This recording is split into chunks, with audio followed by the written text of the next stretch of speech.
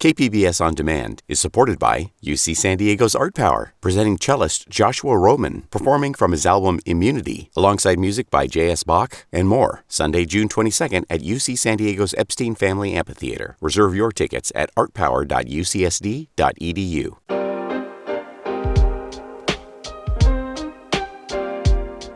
It's time for KPBS Roundtable. I'm Andrew Bracken. Coming up, in the aftermath of an immigration raid at a San Diego painting business, we hear about the impacts it's had on one local family and what it tells us about immigration enforcement today.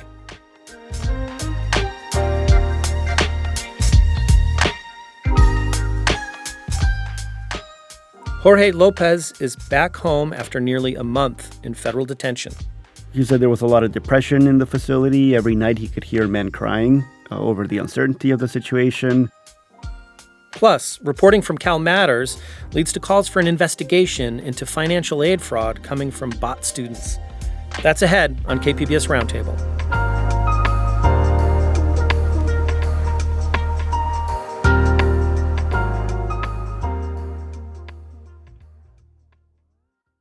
In late March, U.S. Immigration and Customs Enforcement agents raided a paint company near El Cajon.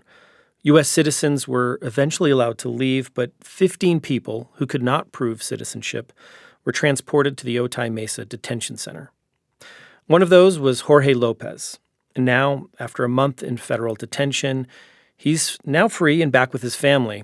And he's shared his story with KPBS border reporter Gustavo Solis. So, Gustavo, tell us more about Jorge.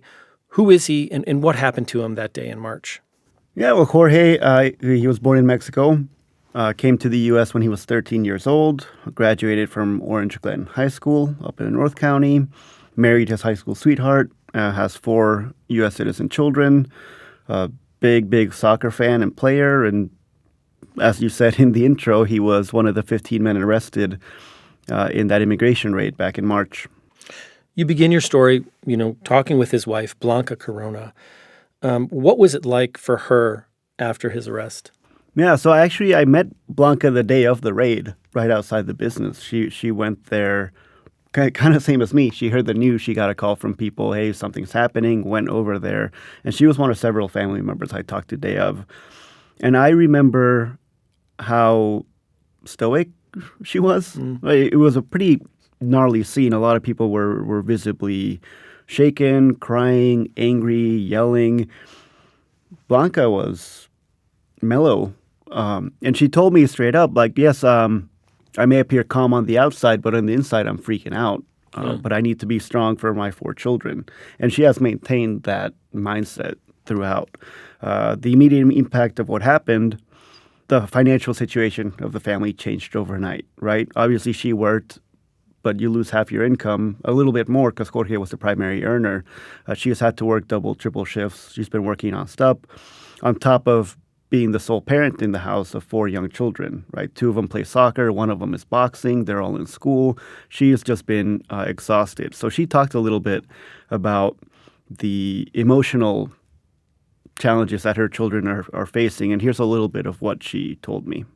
My other daughter would sleep with either his shirt or a picture of him all night crying.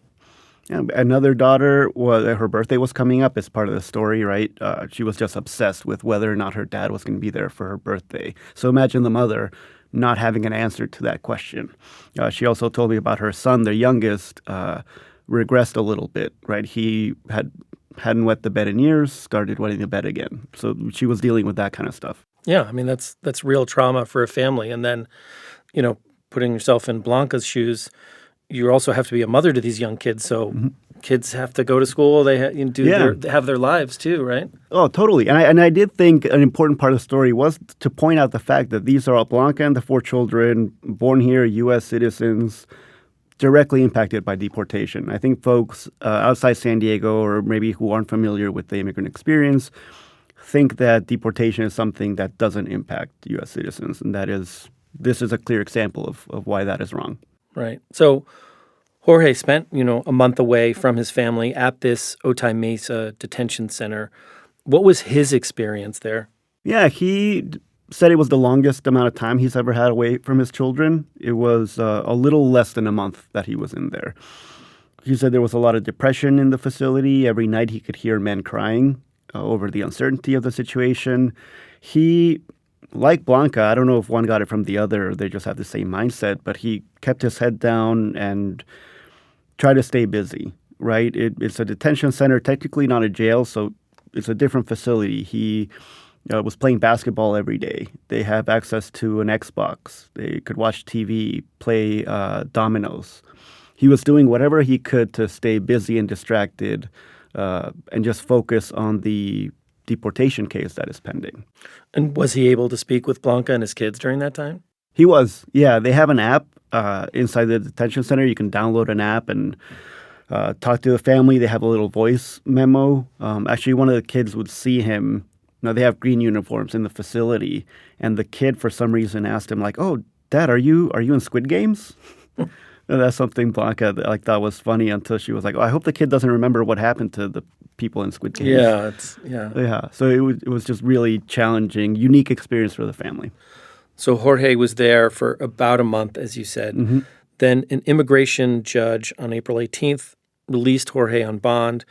But he's still in touch with other coworkers that are still there. So what did he have to say about them and their status, what they're going through right now? Well, actually, when we went to his house to interview him and Blanca, right when we got there, he got a phone call. And it was a phone call from someone in the detention center. So they're still calling on an almost daily basis. And I could hear him over the phone say, you know what, stay strong, keep fighting, you got this, positive attitude, just talking them through them, right? I alluded to folks being depressed about the situation earlier. So he's still in touch with the people, his coworkers, but he was also surprised by other people he saw in the detention center who were not his coworkers, right?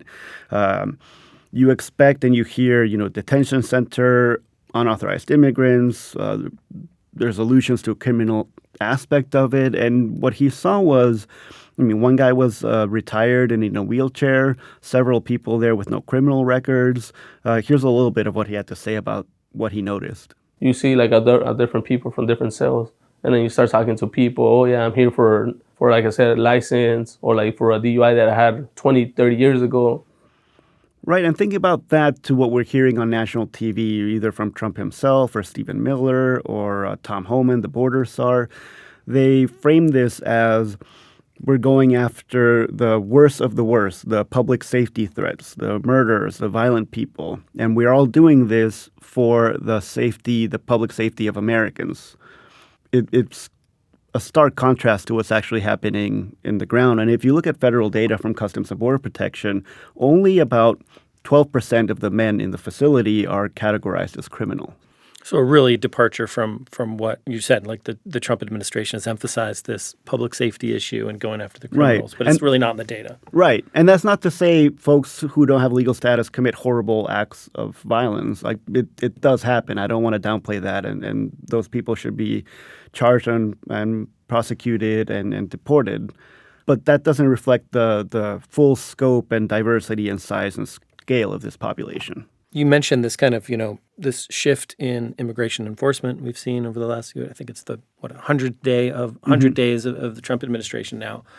How surprised was Jorge to get swept up in something like this? I mean, was he fearful of deportation? Yes, obviously, right? You're fearful. I don't know. The surprise element is difficult to touch on because obviously he's undocumented, right? And this is something undocumented people live with. This cloud hanging over you, it's a possibility that it could happen at any time. There are studies documenting increased levels of stress just from not having legal status, that uncertainty. He had a family member go through this. So he had already kind of mapped out in his mind, if I get detained, this is what I could do. He had it from the beginning, this mentality that if this happens, I'm going to fight it. I'm not going to sign away. I'm not going to make it easy for myself to be deported. Deportation is almost not an option because he's been here as a kid. He actually told me about what he thought about life in Mexico. Here's kind of what he had to say about the thought of deportation. I haven't been in Mexico in so long. My whole family is here. Yeah, so the guys asked me, hey, do you want to go to Mexico? What do you want to do? Like, no, I want to fight. Yeah, like you said, he hasn't even been to Mexico in a long time. It sounds like a lot to juggle there. Mm-hmm. You kind of mentioned, his decision to legally fight this. And you spoke to Jorge's immigration lawyer, Tessa Cabrera. Can you talk more about the process of what Jorge's going through, but also what she told you about what she's seeing in her work today? Mm-hmm. Well, first, it's an immigration court process. The official term is order of removal proceedings. Removal is what they used to call deportation. It's basically deportation proceedings. They'll make a case first they'll see if there's any way he can stay in the country, if there's any sort of humanitarian parole or maybe a temporary visa that's available to him. They'll exhaust all possibilities and kind of see what happens there. And I don't know the details of the case, so I don't want to talk on that. But one thing that the lawyer did note was that Jorge's background, at least in the previous administration, wouldn't be one that would call for detention, right? The fact that he's been here such a long time, married to a U.S. citizen, has U.S. citizen children, has been actively working and paying taxes for decades. Historically, this person would be somebody that's like, okay, we recognize that you don't have legal status, but we take all these other factors into consideration. You're impacting the community, yada, yada, yada. So we're going to pursue the deportation case, but we're not going to detain you. We're going to let you stay in your home and kind of carry on so we don't disrupt that family life. That's a shift from the Trump administration now, where more people are being put in detention and they are less likely to get bonded out like Jorge did. What does the story tell you, Gustavo, and in this raid back in March about, Trump and this use of executive orders to kind of reshape immigration enforcement? Yeah, that's one of the interesting aspects of the raid that happened. You see different parts, the different executive actions working together to make this happen, right? One executive action allowed for other federal agencies to work as immigration enforcement agents, right? U.S. Marshals, DEA, ATF. When I went there at the raid, I noticed a lot of DEA agents. So I was asking, maybe this is a drug bust and DEA is here and they invited ICE to come along. But no, it was the opposite. There were no allegations of drug trafficking, drug use, drug selling. I asked the ICE agents straight up, hey, did you find any drugs in here? And they looked at me confused, like, no, there's no drugs here. If you look at the charges have all been immigration related, like knowingly hiring workers who didn't have legal authorization, harboring immigrants who are in the country illegally. There was no drug component to it, but the DEA was there. So you see how that executive action plays out. The other one was an action that removed this Biden-era priorities for ICE enforcement, right? These priorities made sure that ICE, understanding that ICE has limited resources, they focus on people with violent convictions, people who are genuinely public safety threats. They would go into a house, and if there were 10 people without status, they would just get the one person they were there to detain. Now that priority has been removed, so if that same thing happens, right, you're looking for one person, you find out that there are 9 others who don't have legal status, you do what is commonly referred to as a collateral arrest, right? You get them just because you can without weighing in. Just because they're there. Right? If you're in the country, you're subject to detention. So it's a judgment call. It's not, I don't want to say it's illegal or nefarious. It's totally on board. But it's a change in policy from the Biden administration. Before they would weigh in whether, like in Jorge's case, right? Do they have a job? Do they have children? All those other categories before just detaining and then asking questions later. So, you were kind of delving into some of the numbers, some of the data you found in your reporting, and talking about this topic of how the change in administration has impacted immigration enforcement. I'm just curious, how it's impacting your job and getting some of this information, because it sounds like what they're saying publicly might be different than the facts on the ground. And what are the challenges there in you getting that info? Yeah, I will say it was a challenge during the last administration. Border Patrol, ICE, the people that work there are helpful in the media team, and they can get you data when they have access to it. But if they don't want to or they don't have access to it, it can be very difficult to extract data from them. ICE specifically, when it comes to things that happen in detention centers, some of them are privately owned, but they don't have the best reputation among journalists and public advocates for being transparent. Now in the Trump administration, it's gotten significantly harder. Looking at the raid, for example, I have asked ICE 3 or 4 different times now to give me the names of the people they arrested during that raid. We don't have them. I've asked them multiple times, like I said, and they allude to privacy concerns. And then I point out, wait a minute, your Twitter page is full of mugshots with names and charges of individuals. Like, you have no problem naming them, but these 15 people. So it doesn't always make sense. It's not always consistent, and that is really frustrating. So I have been in touch with other members of the families trying to piece together what happened and who they are, but we don't have an accurate accounting for every single person that they detained that day. So, in this story, you told the story of Jorge and his family. You're also kind of looking into his other coworkers that, like you said, it's kind of hard to figure out what's going on there. But, tell us what's next for Jorge's case, but also what do we know about his coworkers and the other folks that were swept up in this? Yeah. Well, Jorge's case, he's relatively in a better position than most, right? He has a lawyer. He's back home. They're going to be fighting the case. He still doesn't have work authorization. He's trying to get a work permit to help Blanca out, but that's still up in the air. With the other folks, I'm aware of at least 3 have been deported already. At least one that I know of has been transferred to another facility outside of the state, which makes it more difficult to stay in touch with the family and hire an attorney to represent the case. And the rest, I don't know. I mean, I assume there's still a lot of people in there, but I don't know if more have been deported or more have been transferred or if more have been released. It's very difficult to track all of it. So I am in touch with the families, trying to do more follow-ups and see what we can put out there. This reporting really shows the humanity involved of all these numbers we see. We see the headlines, but to see it close up, like you said, a soccer coach and with young kids too. So thanks so much for your reporting and for joining us on Roundtable today. Yeah, appreciate it. Thank you. Gustavo Solis is KPBS's investigative border reporter.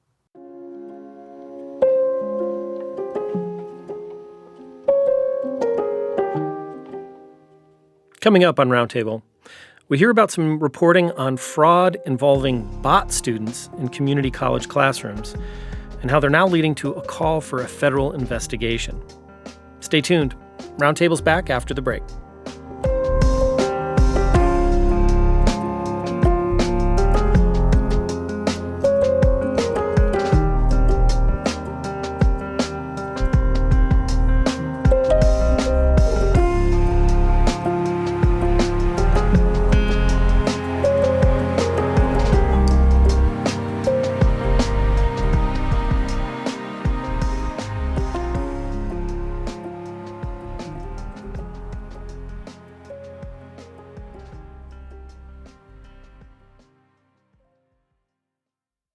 KPBS On Demand is supported by UC San Diego's Art Power, presenting cellist Joshua Roman, performing from his album Immunity, alongside music by J.S. Bach and more, Sunday, June 22nd at UC San Diego's Epstein Family Amphitheater. Reserve your tickets at artpower.ucsd.edu. You're listening to KPBS Roundtable. I'm Andrew Bracken. So recently on our weekly roundup, we talked about bot students and how they're taking up space in San Diego community college classes. It's part of a financial aid scam and having impacts across the state. CalMatters higher education reporter Adam Eckelman has been following this story for over a year now. And that reporting has caught the attention of California Congress members who are now calling for a federal investigation into that fraud. And Adam joins me now to talk more about it. So, Adam, tell us about this fraud. You call them Pell Runners. Can you break it down? What are Pell Runners? Yeah, so what's really happening is that scam artists are essentially posing as community college students, applying to community college so that they can get government aid. This is financial aid, like a Pell Grant, for instance, which can give a student over $7,000 a year. But that student's supposed to support tuition or, in some cases, housing or food. It's not just supposed to go into somebody's pocket who's not really a student.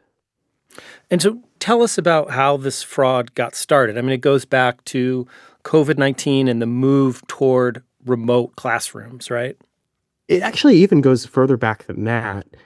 Colleges that I spoke to say, there's always been instances of fraud like this. One example they talked about was fake students who would create an EDU email address so that they could get, discounts on Amazon or other products.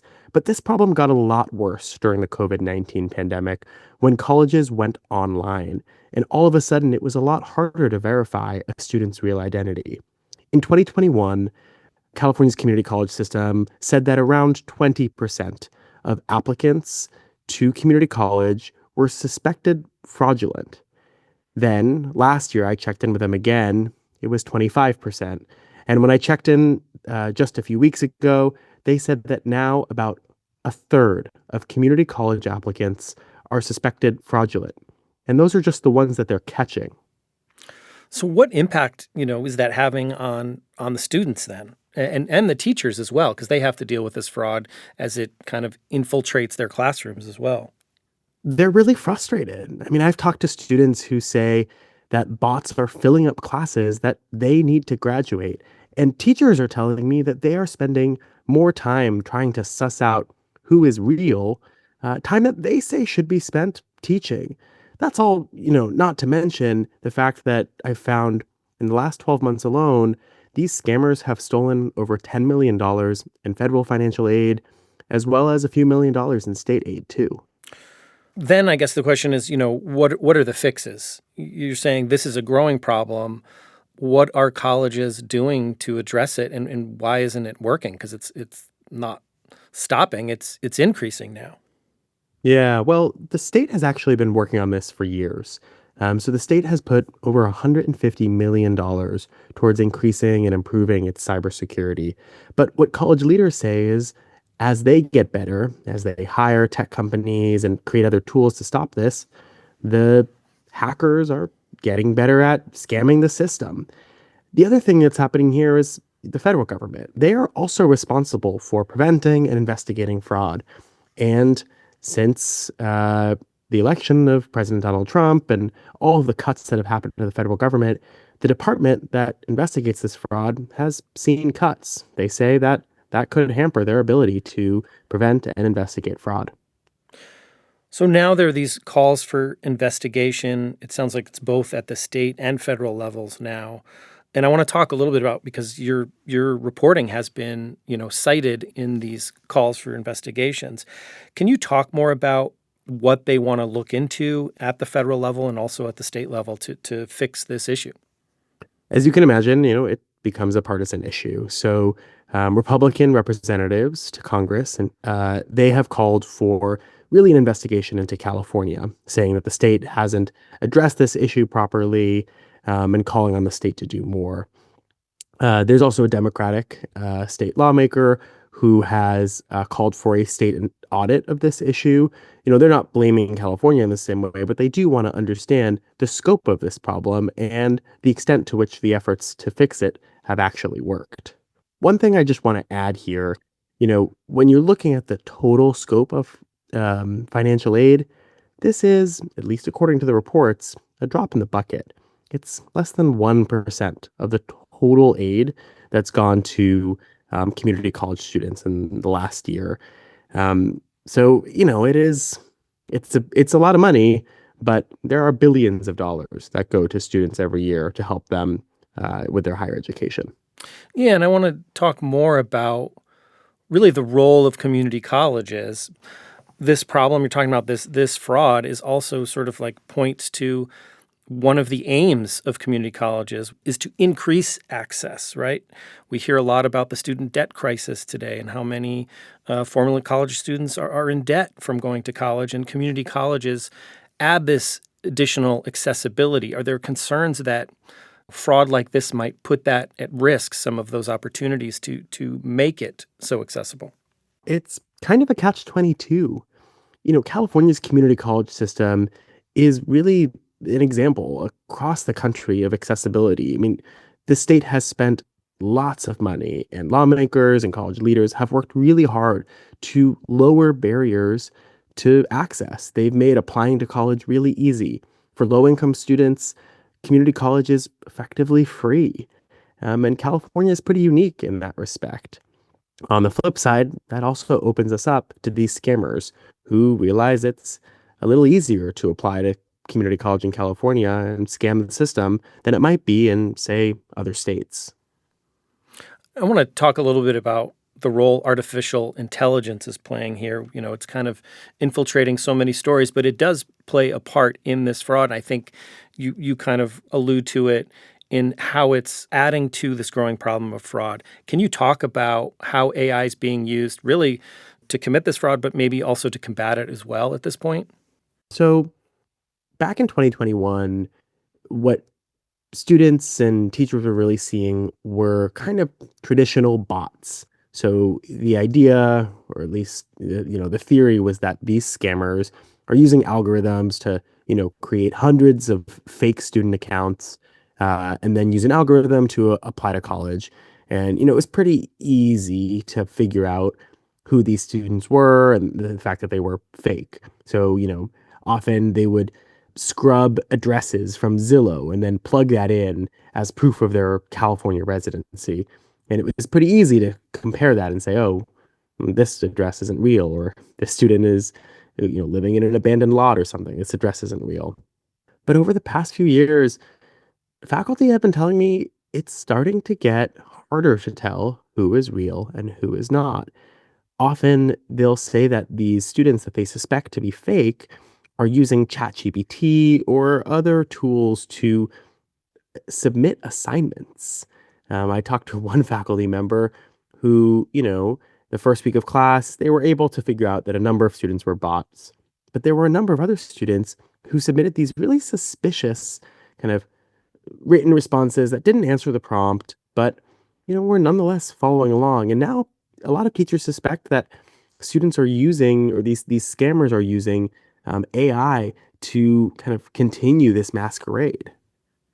Yeah, it's really interesting because these tools are advancing so fast. You hear about some new large language model or some new AI tool, it seems like every day at this point. But I imagine also the tools the schools would use would advance alongside some of the strategies the scammers are. They just haven't kept up, it sounds like.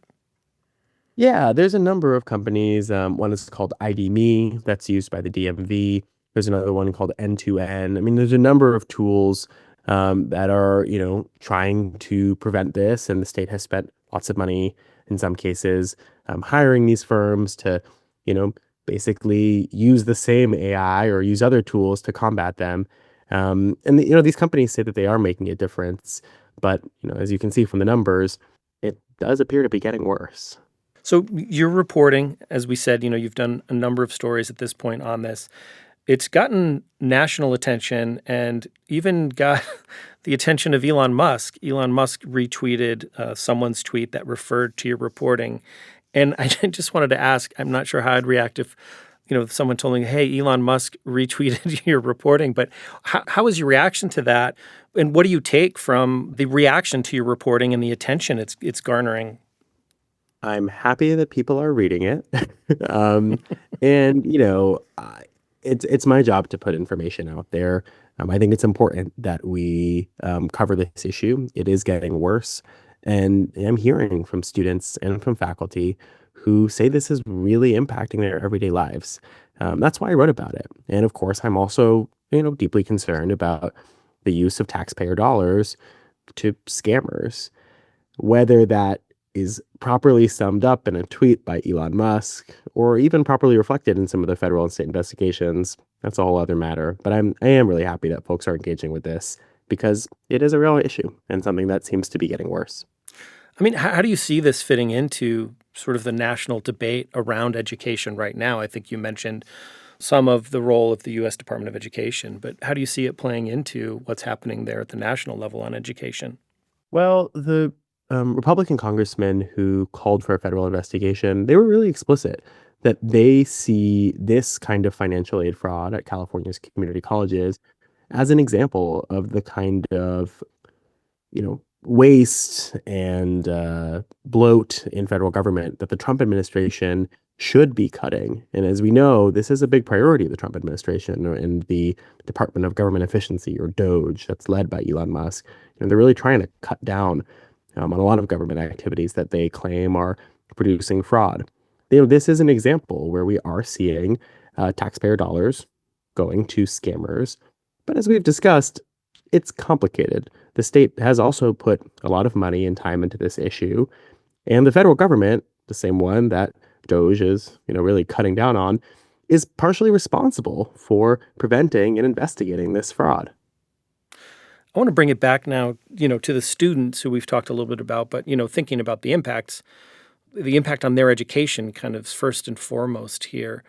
I don't know. I'm just curious, where do you think this leaves them and what's being done to address their needs and make sure this fraud doesn't get in the way of their education? I've talked to some students, and certainly faculty, who, say that they've been trying to shift assignments to, really, really hone in on activities that can prove that somebody is a real person. You could argue that's good, right? You want to engage, you want an online class to be engaging. And there's a broader movement among professors to really, treat online classes as these engaging spaces where people are on video, where they are actively talking to their classmates. And so I suppose if, one silver lining here is that it could encourage these online classes to be more interactive. And one benefit of that is it would help teachers suss out who's real and who's not. But, the faculty unions and the academic senates, these college leaders that I've talked to, they say this isn't their job. Their job is to teach. It's not to find out who's fake and who's not. It's a fascinating story. I mean, what's next for these calls of investigation? The federal, the call for a federal investigation, as far as I know, the Department of Education and the Attorney General have yet to respond officially. So we don't know exactly what's going to happen there. And I don't cover the federal government as much, so I'm not as familiar with that timeline. I can tell you on the state level. So this one Democratic state lawmaker, Blanca Rubio, she called for an audit. And that process takes a while. So it'll get approved in June, assuming it is approved. It could take a few more years for us to glean more information. In the meanwhile, I will continue to write about this and continue to follow up on schools, asking, if it's getting better, if it's getting worse, and how it might be changing. Well, a lot to keep track of, a lot of intersection of technology and education. You report on it so well, and we appreciate your time telling us more about it. I've been speaking with Adam Eckelman. He's the higher education and workforce reporter with CalMatters. Adam, thanks again for being here. Thanks for having me.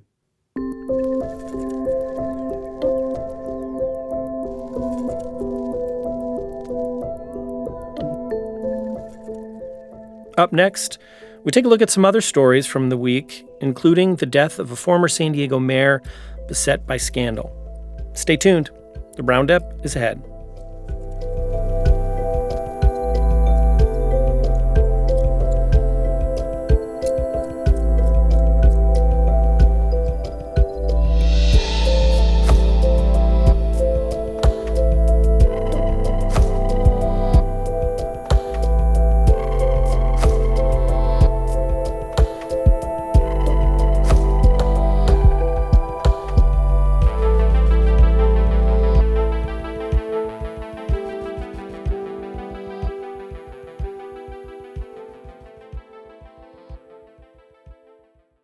KPBS On Demand is supported by UC San Diego's Art Power, presenting cellist Joshua Roman, performing from his album Immunity, alongside music by J.S. Bach and more, Sunday, June 22nd at UC San Diego's Epstein Family Amphitheater. Reserve your tickets at artpower.ucsd.edu. You're listening to KPBS Roundtable. I'm Andrew Bracken.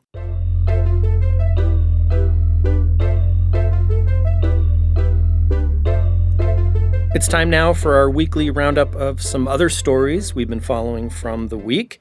Joining me to do that is KPBS producer Ashley Rush. And Ashley, we've seen a lot of stories marking Trump's first 100 days in office.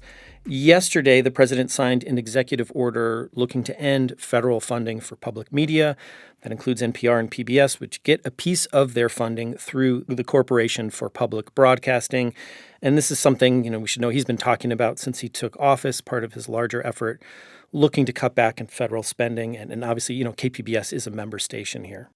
Yeah, and if you're wondering how all of this could impact KPBS, in short, it's kind of up in the air. But according to KPBS General Manager Deanna Mackey, The executive order doesn't cut funding directly to KPBS today, but it does affect CPB funding, which provides federal funding to public media stations like KPBS.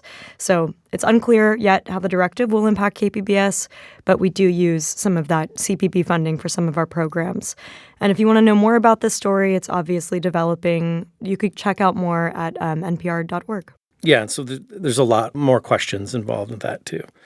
And Ashley, our next story is on the passing of a former San Diego mayor.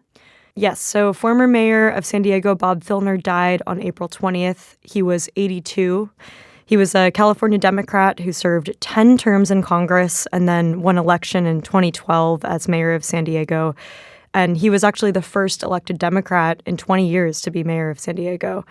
But, people will remember that he didn't even make it a year into his term before he faced allegations of unwanted touching and verbal sexual harassment. Yeah, I mean, as someone that lived in San Diego at that time, it's sort of, it seemed like much longer than that you mentioned. It was so quickly into his term. I mean, he was, a figure in San Diego politics for a long time. He was a representative, representing San Diego in Congress for many years. But this was, a real seminal story. And I just remember it not being just like one single story and then it was done. It was sort of like more and more information came out over a couple months. Yeah, a long process. Former City of San Diego Communications Director Irene McCormick actually came forward with her story first. And then, as you mentioned, at least 19 women came forward over the next several weeks. So it was a lot of stories pouring in. And 5 weeks later, Filner announced his resignation. That was just 9 months into his term. And I think, the role local reporting played in that was pretty important. Our colleague KPBS's Amitha Sharma interviewed several of the women as part of that. And kind of like you mentioned, I mean, it was also interesting. It was like a watershed moment because it was something of a precursor to the Me Too movement, which came, just a few years after that. But a really important piece of San Diego's political history and kind of, how politics and power and the limits of that and just, people coming forward and that sort of power in that. Yeah, exactly. And the power of what happens when one person speaks up, the wave that follows that. Yeah. So the women's rights lawyer, Gloria Allred, who was, representing this case against the city, she said the Filner case proved that courage is contagious. And we should note that later, Filner pled guilty to felony false imprisonment and misdemeanor battery charges. And then in 2016, city voters actually passed a ballot measure inspired by the Filner scandal to create a process to remove elected officials who are convicted of crimes or those that fail to perform official duties. I want to take us to a story back, earlier this year. It was a major story and it affected the Los Angeles area significantly. And those were, the impacts from those major wildfires back in January, the two biggest being the Palisades and Eaton fires, right? They caused so much damage and death. And I think it spurred a lot of conversations. I think we talked about it on a midday edition about what can we do to better protect our homes from wildfire, from these, these greater threat of wildfire that we face throughout, California. And there's a story published this week from CalMatters' Ben Christopher, and it's on the nation's first, what he calls wildfire-resistant neighborhood. It's a, housing subdivision in Escondido, the Dixon Trail neighborhood. And it's like a project from a developer. And they built all of these homes kind of with wildfire, housing protection in mind. Okay, so what makes something a wildfire-resistant home? Like, what's it built of? Yeah, I mean, a lot of it is, it's interesting because there are pictures in his story, and it looks just like, a normal kind of suburban home. But when you look up close, a lot of the materials are not maybe what you expect. There's something that may appear wood, and then you look up close, and it's made of metal. Or, they have actually a picture of a window shutter. And again, it looks like wood, but it's actually just stucco. So it's got a lot of stucco. There's also separation. There's not obviously much vegetation, and the separation between the structures is an important piece.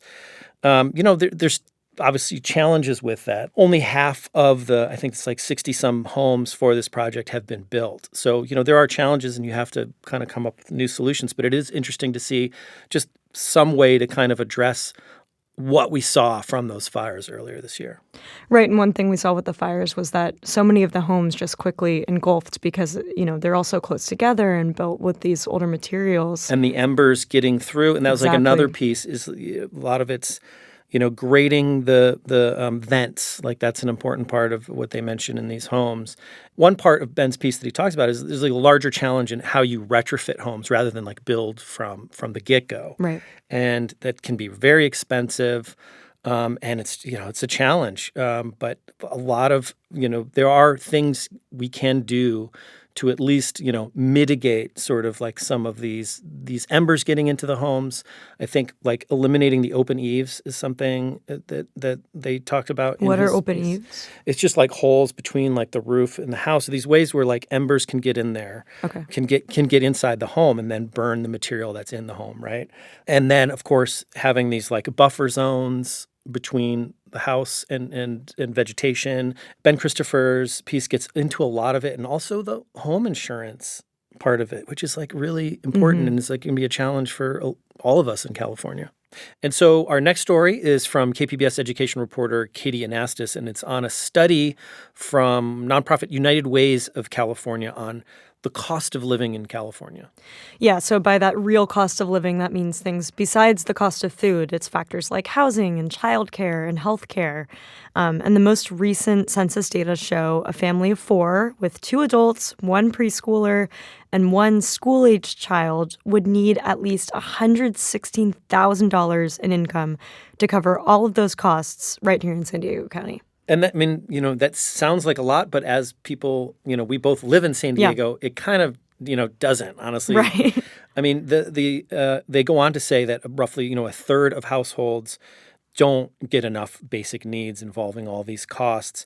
And it goes up to nearly half with households with children under 6. So that was really striking. At the same time, I get it as someone that has kids. Anybody knows just the cost of childcare is a real challenge for families and for working families, and in San Diego, where the cost of so many other items like housing is also high.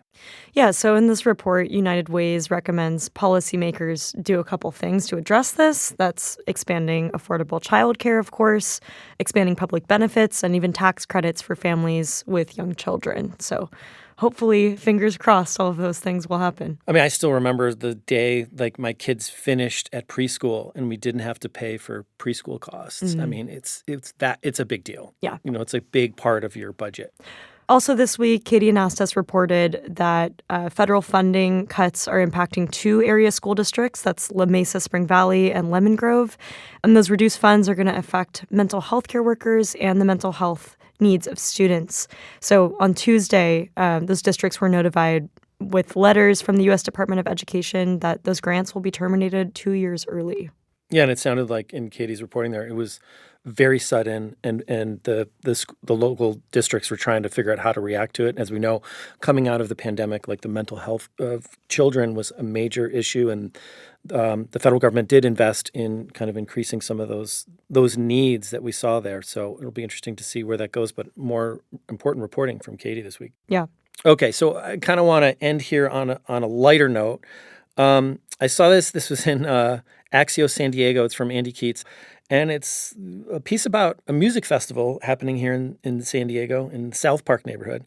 But it's kind of like a different kind of music festival in that it's like neighborhood community driven. It's a neighborhood-led festival where homeowners allow bands to perform on their porches, and it's called Porch Fest. I hadn't heard of this. Love it. I don't know if you've heard of this or been to it, No. But it's been happening since 2016.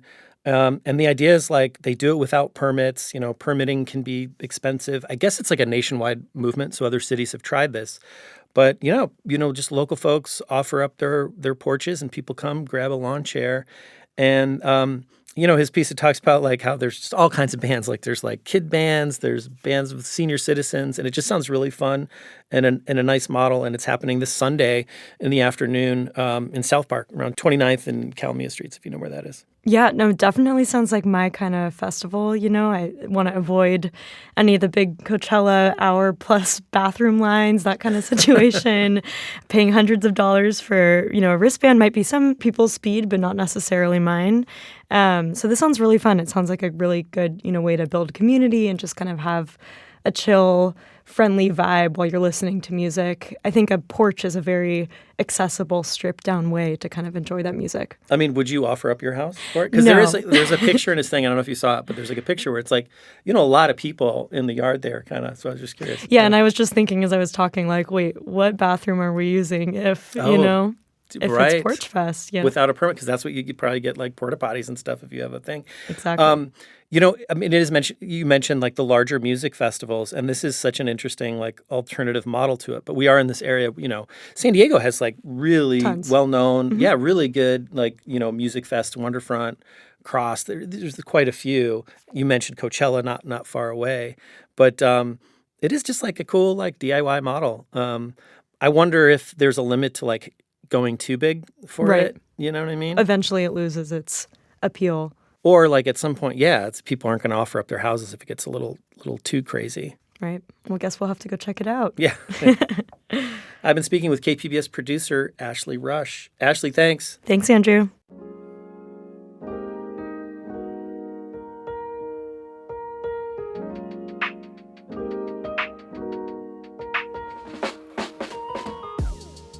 That'll do it for our show this week. Thanks so much for listening.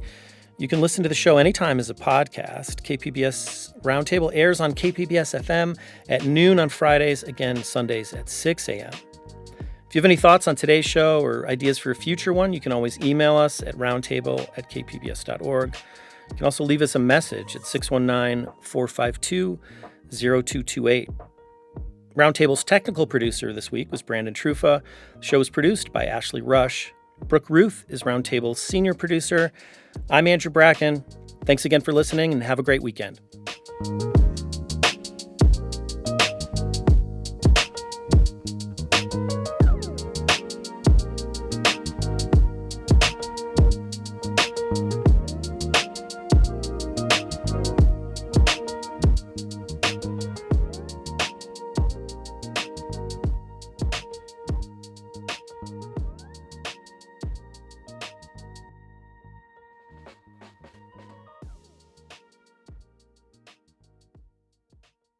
KPBS On Demand is supported by UC San Diego's Art Power, presenting cellist Joshua Roman, performing from his album Immunity, alongside music by J.S. Bach and more, Sunday, June 22nd at UC San Diego's Epstein Family Amphitheater. Reserve your tickets at artpower.ucsd.edu.